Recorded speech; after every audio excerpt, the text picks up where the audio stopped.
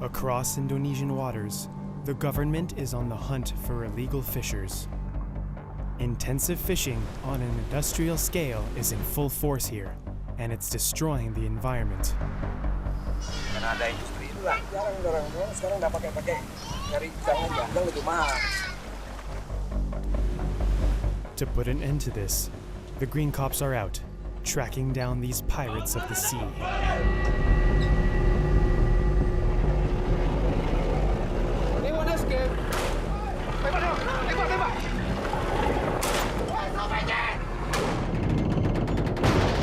Strong-arm methods are used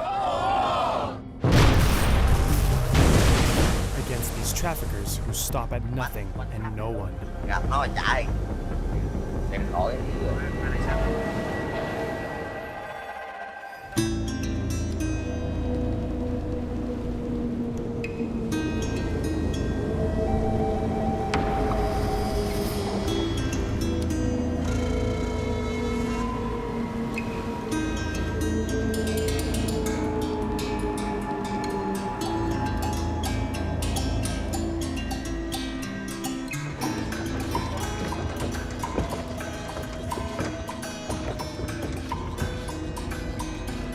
38-year-old Irzal Kadir is a commander in Indonesia's Coast Guard service. He has worked in maritime surveillance for 14 years. He and his Green Cops are preparing themselves for a new long-distance mission. Memang menurut saya illegal fishing selama ini sangat merugikan ya. Jadi saya sangat bangga bisa menjadi salah satu di dalamnya yang berusaha untuk bisa mengurangi itu. Apabila memang tidak kita tata dari sekarang, depannya itu bisa akan sangat berpengaruh.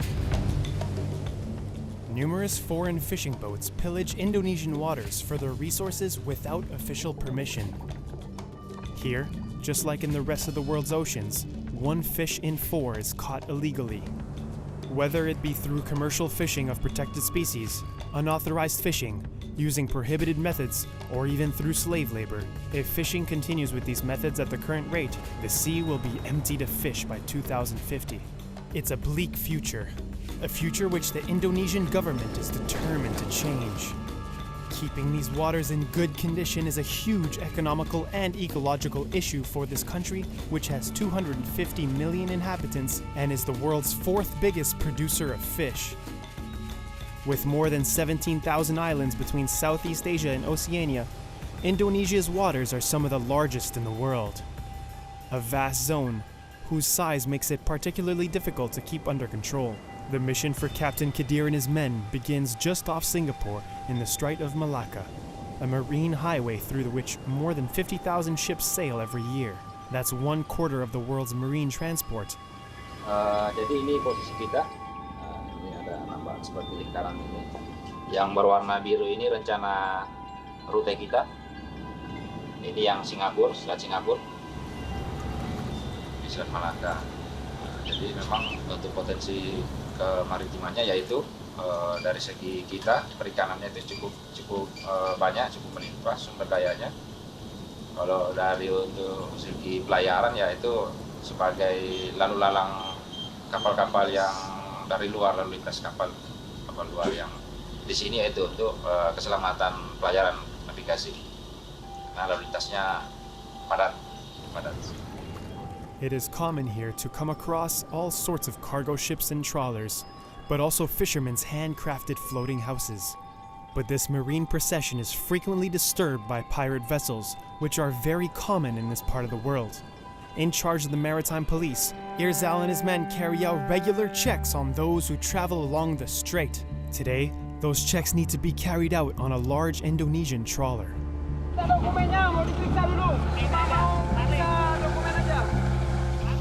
Udah lama di laut, Pak? Bebas, 3 bulan. Hanya memang kita saat ini fokusnya ke kapal ikan asing, tapi untuk kapal lokal juga tetap kita lakukan pengawasan.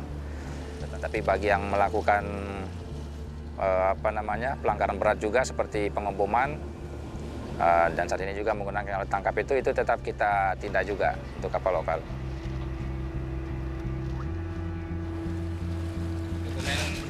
komplit, lengkap, nggak ada masalah. Kita kembalikan dokumennya dulu. Ya. Dokumennya lengkap. Pertahankan. Anda lihat kapal. Ya, oh berarti masih ada. The checks haven't proved completely fruitless. The fishermen have confirmed the presence of foreign trawlers further north. In order to be guided in the right direction on their mission guarding the coast, the Green Cops are able to count on overhead support. Teams of experts constantly scrutinize marine traffic. Their job is to spot ships flying foreign flags or using illegal fishing techniques. The area most susceptible to such crimes can be found in the South China Sea in the north of the country, where mafias reign supreme and continuously break international regulations.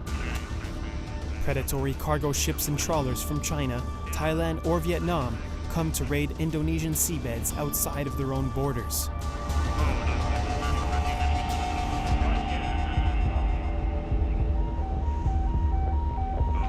For the Coast Guards, the information passed on to them by their aerial counterparts is invaluable. In these videos from October 2017, a ship without a flag makes an attempt to escape. If it manages to leave Indonesian waters, the maritime police will have to let it go. They decide to try and reach it in a smaller, faster vessel.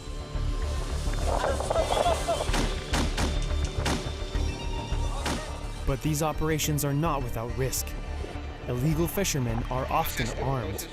The line between fishing and piracy is never clear-cut.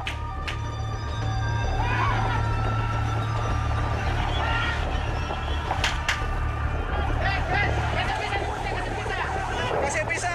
Evakuasi ke depan. Kasih stop engine dulu. Stop engine, stop mesin. Stop mesin.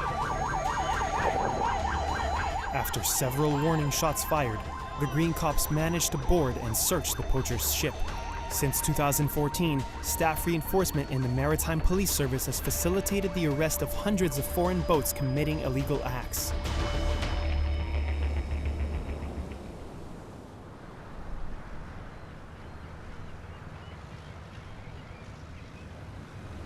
Once the boats have been inspected, they are seized and their crew is sent to a detention center, like this one in Batam, near the Strait of Malacca. Here, the Maritime Police detain fishermen who have been arrested, awaiting either a ruling or deportation back to their country. Didi Muslani is the director of this fishermen's detention center.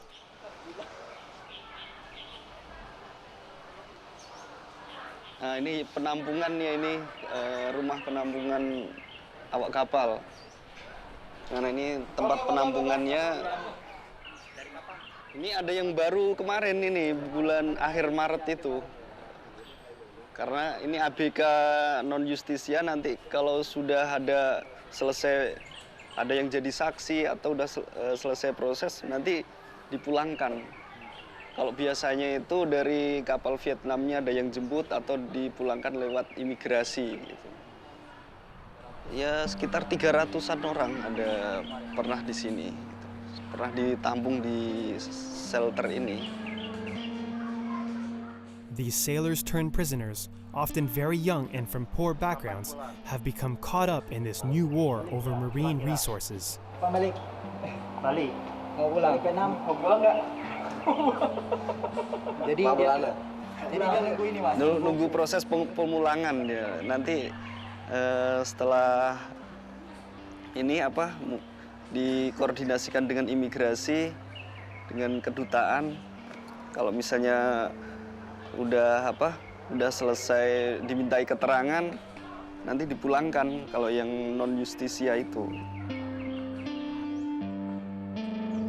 These seamen don't have too much to fear. The people who risk the most are the mechanics and captains. Some have been here for years, waiting for their verdict. He has been here. 3 years. 3 years. Has been here. Been here 4 tahun. 4 tahun. Thailand dia sendiri. Teman-teman kamu sudah pulang? ABK. Berapa orang dinar kemarin? Satu kapal 13. 13 orang. 13 orang. Ya, 13. 13. Dan mereka 12 pulang. 9 bulan juga. kamu kepala dari ABK ya? Iya, bukan BKI gini ya. Buka tekung. This captain has no papers and isn't officially a citizen of his home country. Whether he is unaware of the gravity of his situation, trapped in the jaws of Indonesian bureaucracy, he doesn't even know if he'll ever return home. Or simply does not care.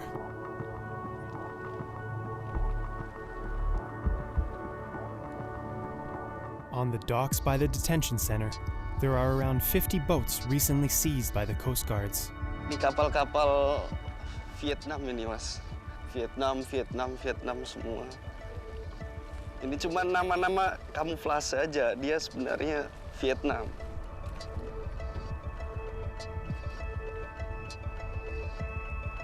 Jadi ini kapal baru saja ditangkap akhir bulan Maret karena dia berbendera Indonesia, cuman kapalnya kapal dari Vietnam. Oh ini tuh.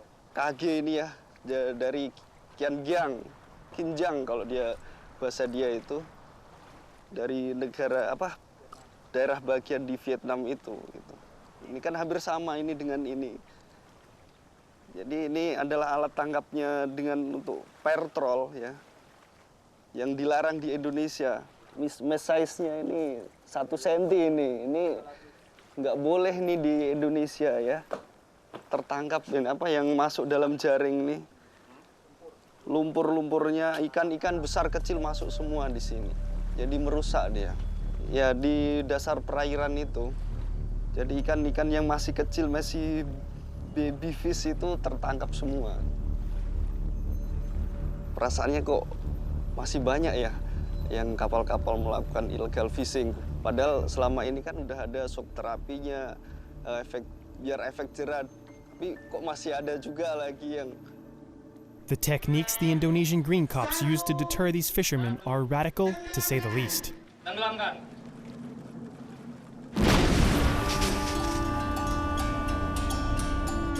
In the space of 4 years, over 400 ships have been destroyed using dynamite, and all in front of the cameras.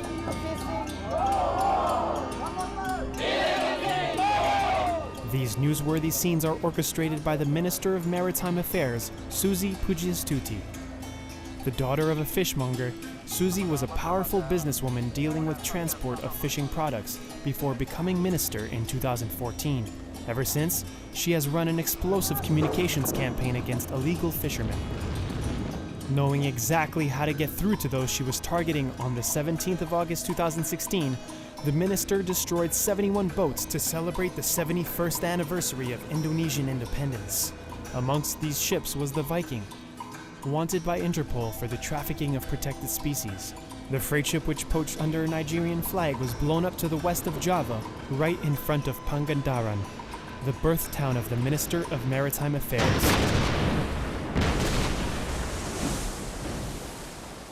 A powerful message.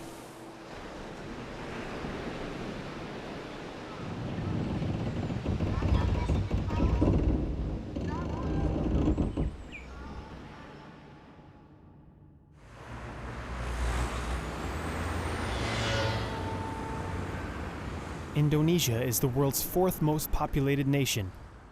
Around 20% of its population depends directly on fishing to feed themselves. More fish is sold than any other kind of food in places such as the port city of Batam, in the west of Indonesia.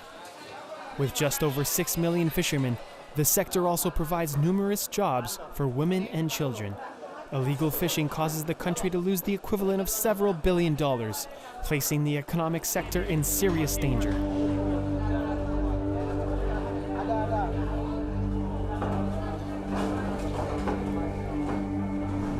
Those hit the hardest by this daylight robbery caused by foreign boats are independent, artisanal fishermen, like all those who work in the suburbs of major cities. Today, they add up to almost 1 million. There were twice as many as 10 years ago. After illegal overfishing, independent fishermen's next biggest enemy is industrial pollution and plastic waste. which is unfortunately rife in Indonesia.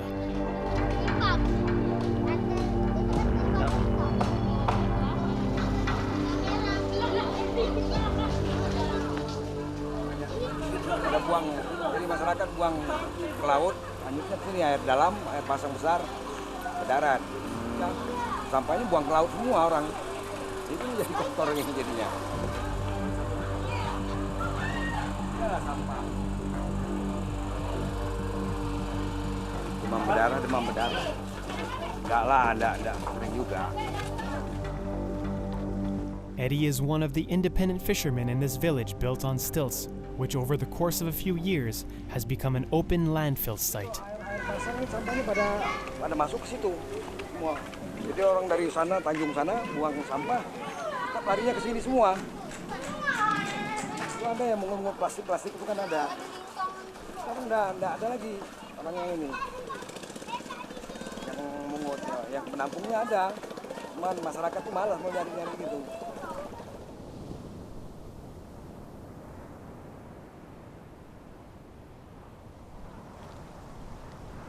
Ceritain lah.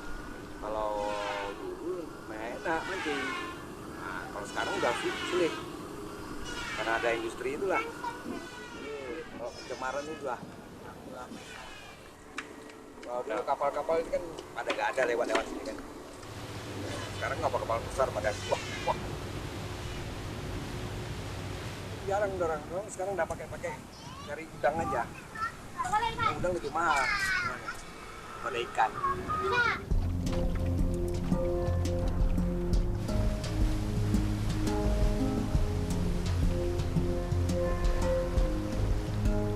Now, let's return to the Coast Guard's ship. The Green Cops frigate is continuing on its way up north.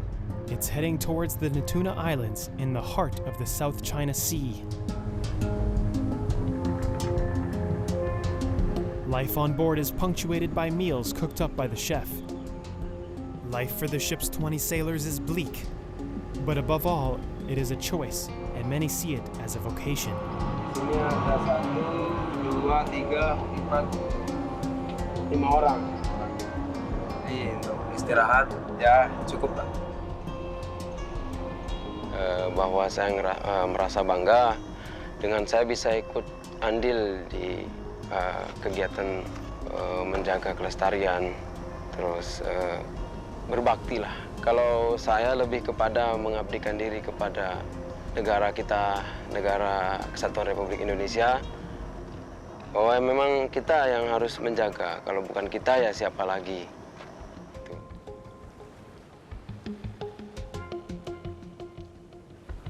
After 2 days of sailing, the maritime police arrive at the Natuna Islands.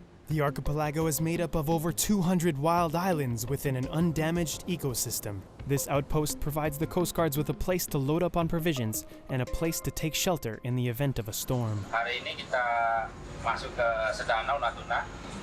Rencana kita ketemu kapal kawan kita yang lain untuk membahas rencana kita ke utara besok seperti apa.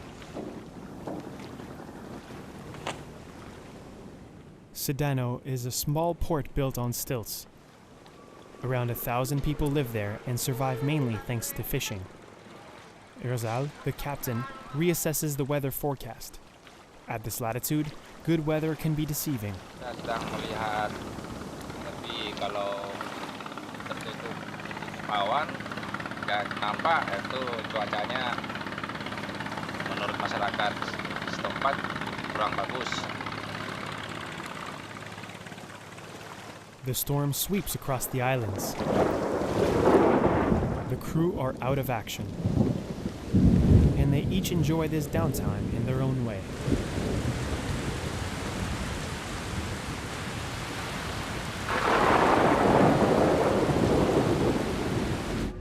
Kader, a sergeant responsible for armed interventions against illegal ship, indulges in a spot of karaoke in the style of local stars.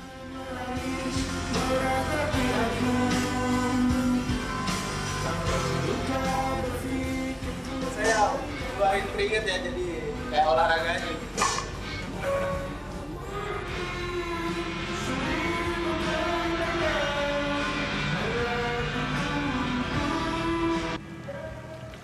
As for Irzal, the captain, he heads into town to go pray.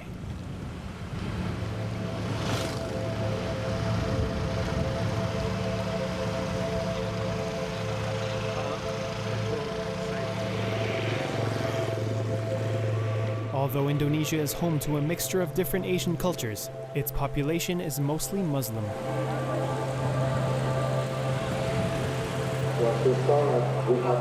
The muezzin's call rings out into the town to gather people for Friday prayer.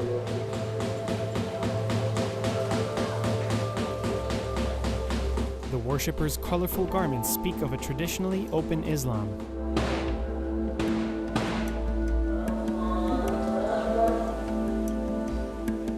At the mosque, the men often pray for the sea to continue to feed them.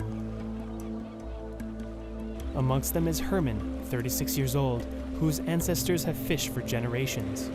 For him, daily fishing is still profitable. Kalau untuk nelayan saat sekarang, alhamdulillah lah, bisa lah. Tapi setiap harinya berbisnis, kalau punya modal beli ikan aja, sama kalau di daratnya cengkeh itu per tahun. Nah, di laut setiap hari gitu. Dibeli sama nelayan-nelayan harian.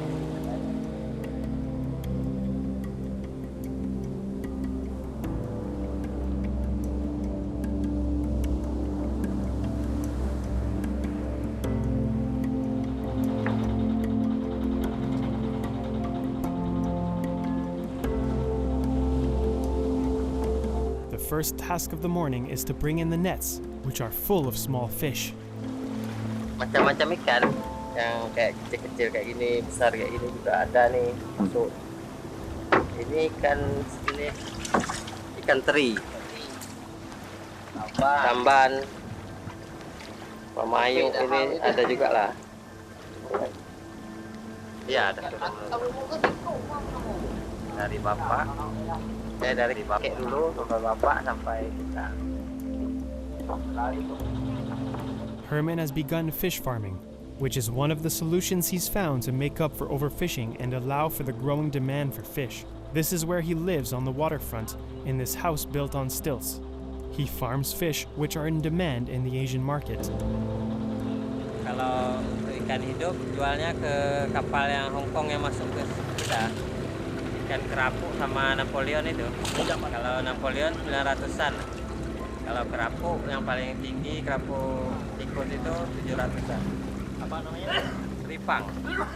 Udah direbus dulu, udah tuh dikeringkan baru bisa dimakan. This marine animal, which is very popular in Asia, attracts a huge number of hopeful fishermen.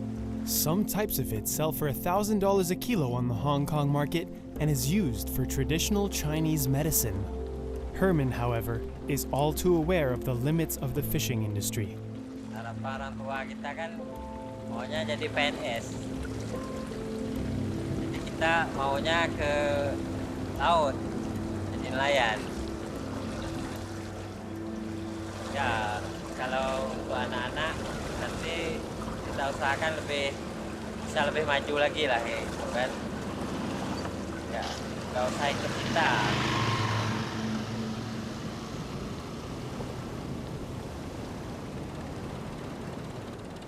The weather forecast is looking up again, and the Coast Guards are preparing to set off.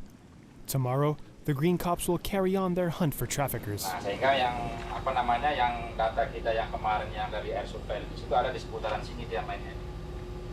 Seputaran sini. Lebih dari 10. Nah, jadi rencana kita besok kalau dengan kapal kawan yang satu nanti kita gerak ke sini, ke atas sini, utara sini. Kita cek informasi yang sesuai surveillance kemarin. For Indonesia, the fight against illegal fishing also provides an opportunity to reassert its sovereignty in the South China Sea. The country holds the right to exploit marine resources within a zone which stretches along 370 kilometers of coastline. But some of its neighbors, such as China, disputes these borders. Faced with the ambitions of the Middle Kingdom and of traffickers from all of its neighboring countries, Indonesia has decided to tidy up the law in this maritime Wild West. It's 6 a.m. Irzal is giving his men a final briefing. Assalamualaikum warahmatullahi wabarakatuh. Waalaikumsalam warahmatullahi wabarakatuh. jadi harapan saya di sini teman-teman, karena bisa jadi kemungkinan besar kita akan melakukan handling pada malam hari. Jadi minta tolong betul-betul diperhatikan keselamatan, keamanan, namanya yang memegang senjata, benar-benar hati-hati dalam hal penggunaan dan lain-lain. Dan nanti jangan lupa untuk alat pengaman diri sendiri seperti swimmers, jaket itu dipakai pada saat kita handling, entah itu malam atau siang. Sebelum kita mulai kegiatan, kita berdoa. Semoga dilancarkan segala sesuatunya. Berdoa menurut agama dan kepercayaan kita masing-masing. Berdoa mulai.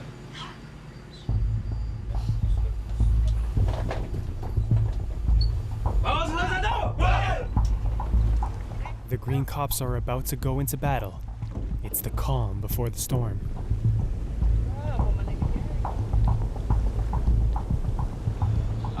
Kalau kita sampai sini, tujuan kita sekitar kurang lebih 10-11 jam dengan kecepatan 10 knot. Jadi memang posisi mereka itu dengan perbatasan sangat tipis sekali, sekitar setengah mil. Nah, sehingga pada saat kita mencoba untuk mendekati, mereka akan berusaha langsung mengarahkan haluannya ke perbatasan. After 20 hours on the hunt, the captain finally detects the ships on his radar. The white tracks indicate the presence of fishing trawlers with their drift nets. Sekitar 2 mil, bilang bos. Kita coba pepet malam aja. Kalau kita tunggu siang, takutnya mereka keluar batas lagi. Mereka coba kabur 0,4 jarak. Standby. The Green Cops move even closer, with all their lights turned off in an attempt to carry out a surprise attack.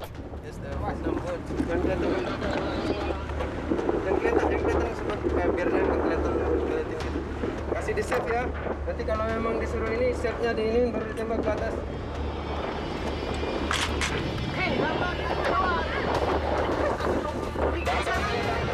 Sana kabur satu. Mana? Joknya tadi. Nampak sebelah kanan, nampak. Ini siapa lagi?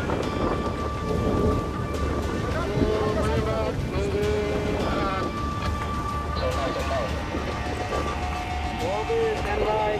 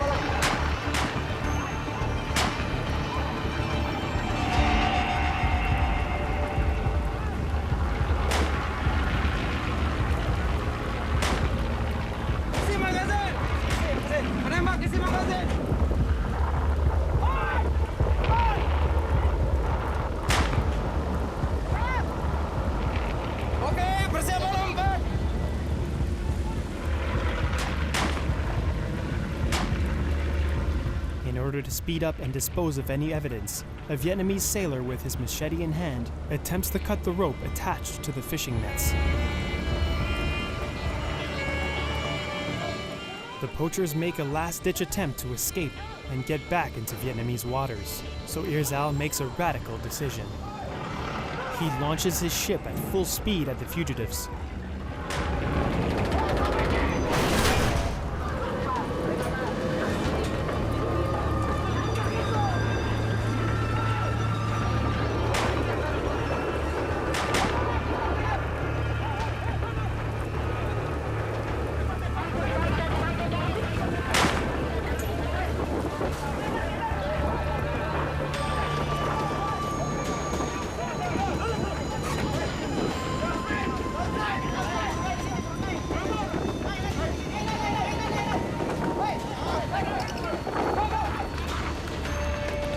Caught red-handed whilst fishing illegally, the fishermen are arrested.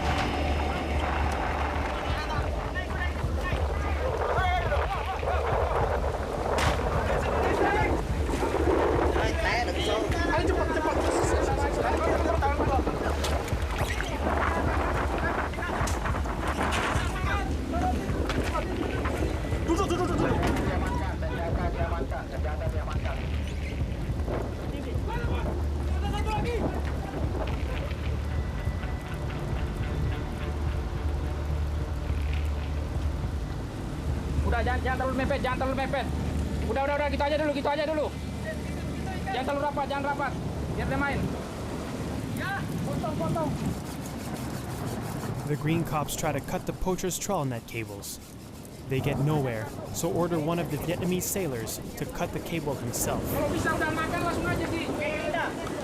Lama lagi, sambil potong aja. Ambil gerunda. The captain and his men watch on, powerless to the loss of their spoils.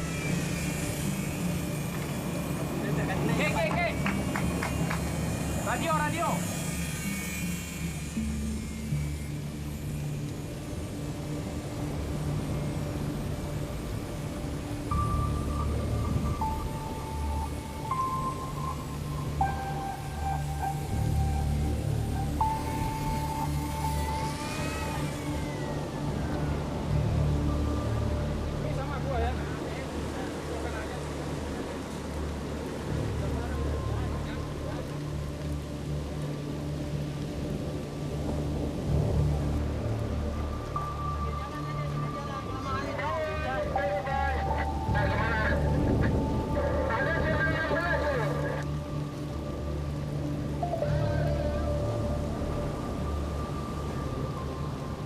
The Vietnamese fishermen are allowed a coffee and a cigarette to calm their nerves.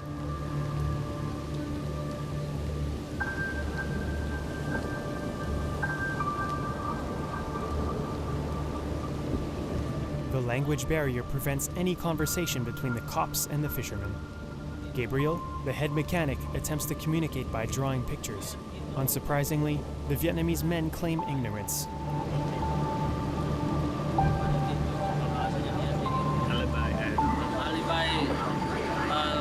Sleep, and then they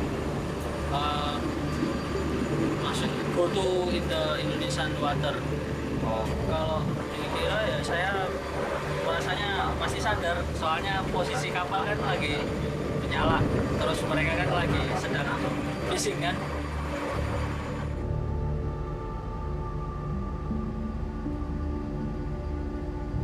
In the past 4 years, the Coast Guard's missions have led to a significant decline in numbers of illegal fishing boats in Indonesian waters.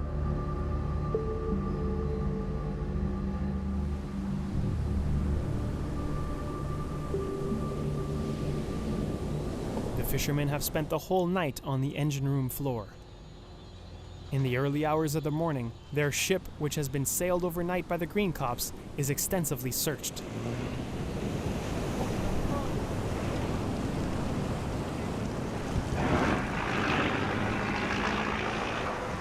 The Coast Guard search for evidence: GPS, radar, anything which may prove the poachers' ill intentions at the time of their arrest. The fishermen and their ship are now sent to the Natuna Islands. The Vietnamese men know all too well what awaits them. Even in front of us, some of them start hatching an escape plan. Đủ điều kiện nhưng mà quá đào luôn mà nó ra thì lên ngại vậy hả tao đào vô đi ra rồi bị ghe đậu lự nè, ghê không đào đây này ghe đậu lự, ghe mới đây là cánh đò nhà gì vậy đeo còn ghe lý nhỉ, chỉ ghe đặt hai máy bự lắm, ở đây cano nhiều lắm cánh đò nhà gì quánh sát lại luôn, gặp nó chạy điện thoại dữ rồi chiếc này mà em hỏi hả chiếc chạy 5 năm với nó 5 năm bả lực chạy 5 năm với nó chạy 5 năm mà độ nó nhiều với cái dí mình chứ qua phạt nhiều quá nó như dí như Việt Nam với Thái trước.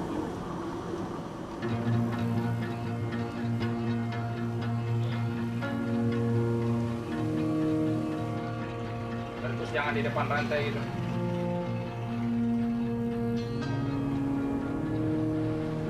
The fishermen will be detained on this island on the Natuna archipelago. Here, there is no need for walls. This detention center is an open-air prison.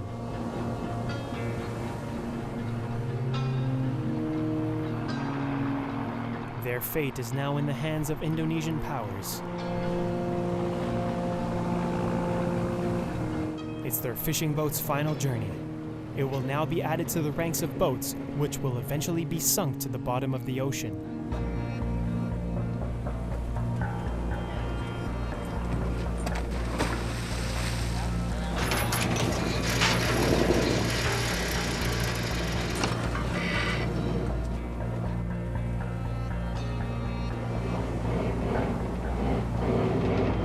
Nah, ini alat navigasinya.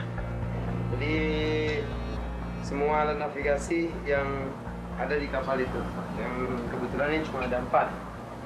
Ini radio star, nah ini terus Ecom, ini di blueprint yang di dalam. Set tugas kita. Ini dari penyidik di kapal. Ini dia serah terima kan, sudah serah terima, sedang ada sangkut paut lagi. Jadi mereka tinggal menjalankan proses yang di darat, sidang dan lain sebagainya sampai inkrah.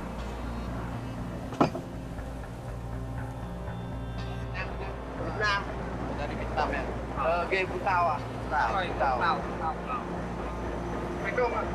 Yên, hai con. Assalamualaikum. Thầy ghê Việt Nam. Đại công mà chạy mướn. Chú của em kia là đại công mà chạy mướn nè. The sailors are allowed to gather their belongings along with several kilos of half-damaged fish. This will be their food for the next few days. Being experienced and aware of the risk of escape, the green cops remove the ship's rudders. Không biết gì để kể gì cho anh đi dự. Dự chứ. Vô đây thì phải chịu thôi, còn không biết cái gì nói. Cũng giờ giống nhẹ tội đi về xuống lo gia đình thôi, còn không biết gì nói. Giống nhẹ bớt tội thì lỗi của mình thôi, chứ còn không biết gì đi nói.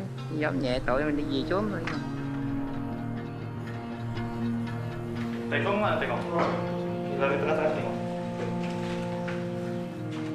Like prisoners, the sailors are photographed. As is common practice, the captain and the mechanic will be the only 2 people on trial. The others will be repatriated in line with local bureaucracy. It's a double penalty for these shipwrecked sailors, who are victims of their mafia-like bosses. The damage being done to local sea life through illegal, lawless fishing displays the darker side of globalization.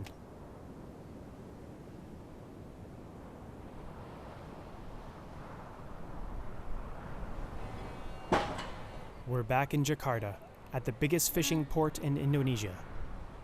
Here, over 100 trawlers unload tons of fish on the quay of the port every day.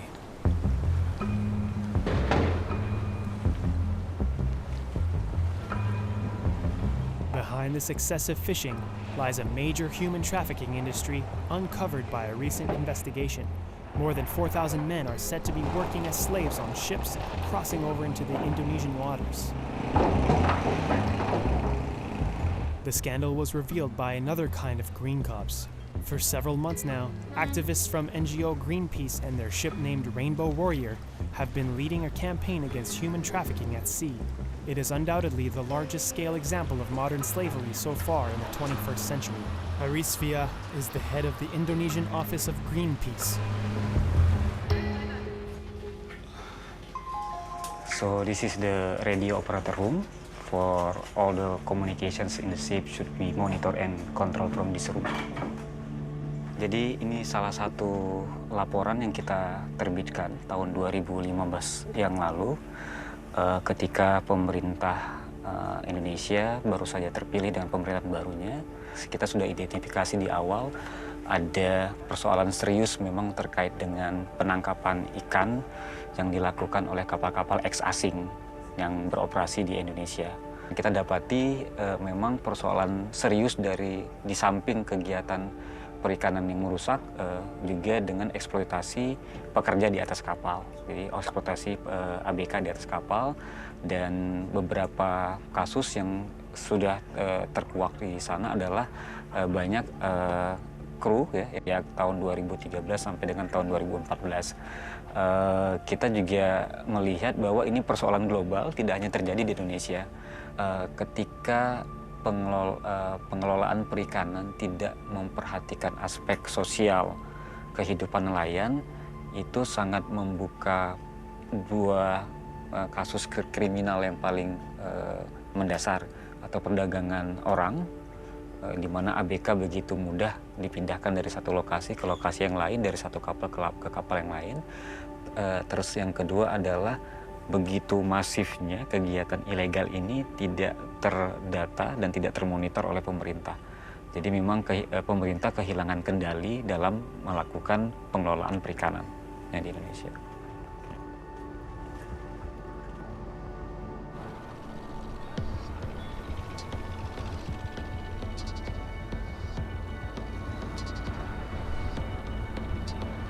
The Rainbow Warrior campaign has also focused on the protection of marine biodiversity in the largest archipelago in the world. This archipelago is part of the Coral Triangle. Situated across 6 countries, this unique ecosystem is home to half of the world's known marine species.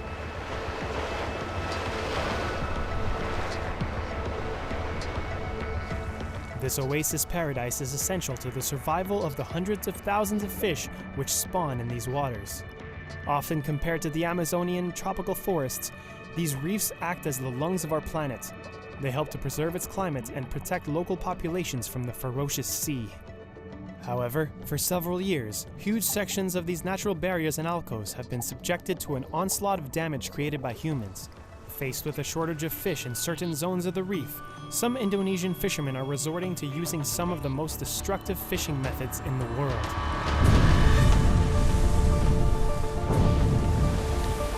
Blast fishing and cyanide fishing have been used on a huge scale to catch vast quantities of fish. These techniques have transformed the seabed into a desert covered in dead coral. It's a destructive practice which is carried out all over Indonesia, such as in the archipelago of Flores in the east of the country. The majority of reefs in this idyllic location have been damaged. In the village of Saraya, everyone has fishing in their blood, man or woman, young or old. Here, everybody is at one with the sea. But in the last 30 years, the fishermen here, just like the rest of society, have turned into consumers and become hungry for easy money. However, the fishermen can only survive for so long using these explosive fishing techniques.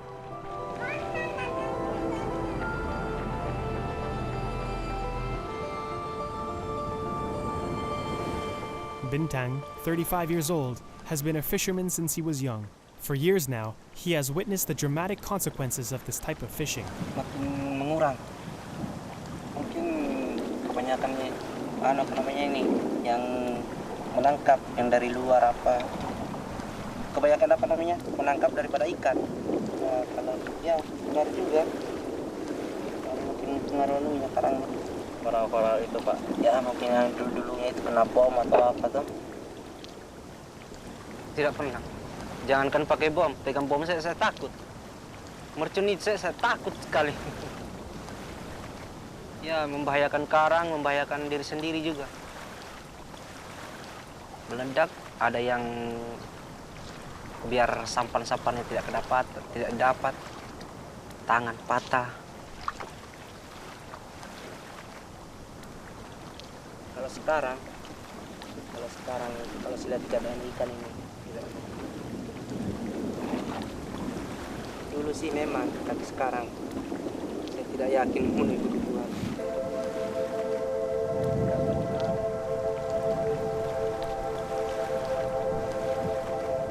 Di Sambar Hiu.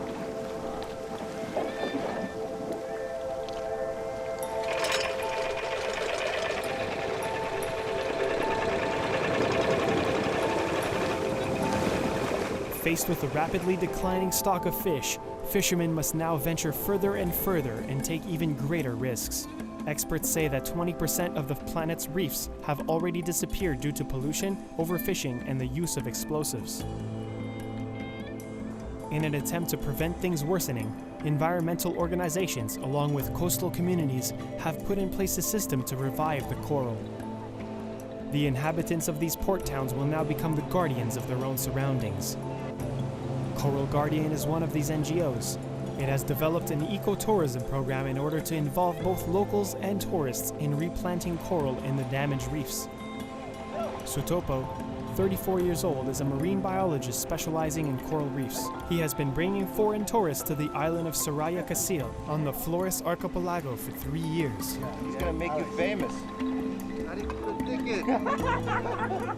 Don't you want to be famous with your French audience? Do some push-ups first.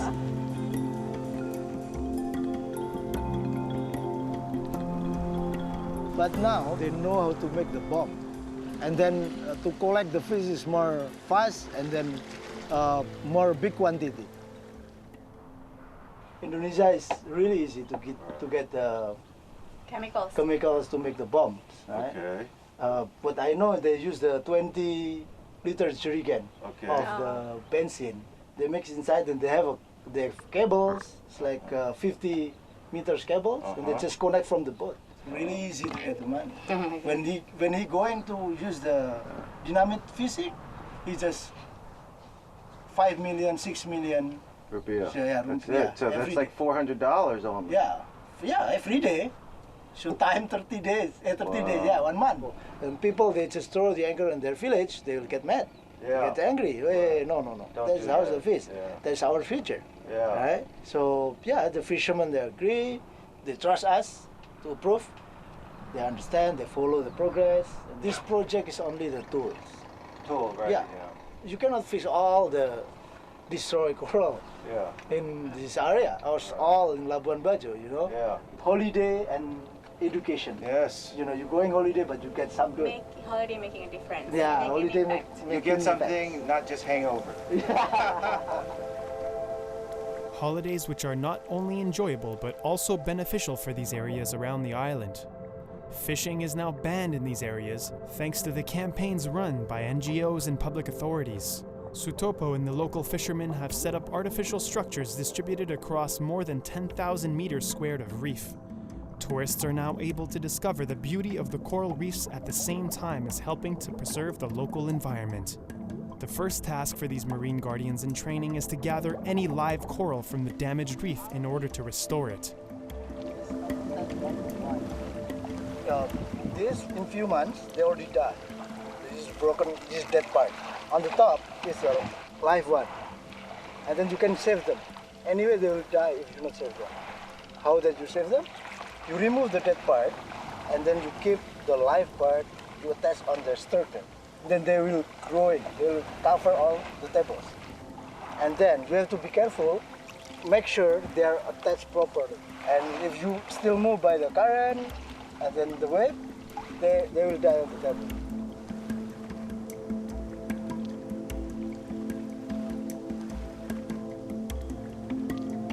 The program is really good because the local fishermen, they can understand, they can take care of the environment if they know what is the environment in their life, you know. We already in 3 years, we transfer the knowledge and then they already understand, we involve them to restore the reef together with them. All the fishermen, they are really interesting to do this project with us. We do together with local fishermen and then also tourists. Because we set up the ecotourism in last year. Tourists, they donate to our NGO and then we give the budget to the local fishermen to continue the coral project. That's the one guy that we call old guy. He have really a lot of experience. And then he was telling us really easy to catch the big tuna, and then even the giant ravioli at the fishes, you know, it's a monster of the fish in front of that village. Because in 22 years ago, the coral here is still healthy. No one used the dynamite fishing, no potassium, you know, no poison. And then, you know, the fishermen, they just go fishing and then going back, sell the fish. You know, it's like healthy life, enjoy, you know, it's like easy to catch the fish.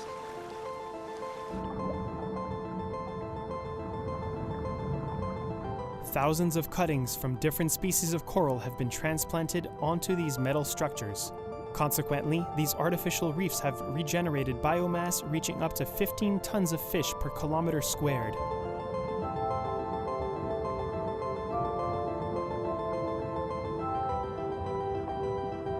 They have to right to know what is the coral. If they know the coral is the one of the important ecosystem underwater for sure, they will take care and then they will understand that the coral is important in their life. The slogan of the Indonesian authorities, "The ocean is our future."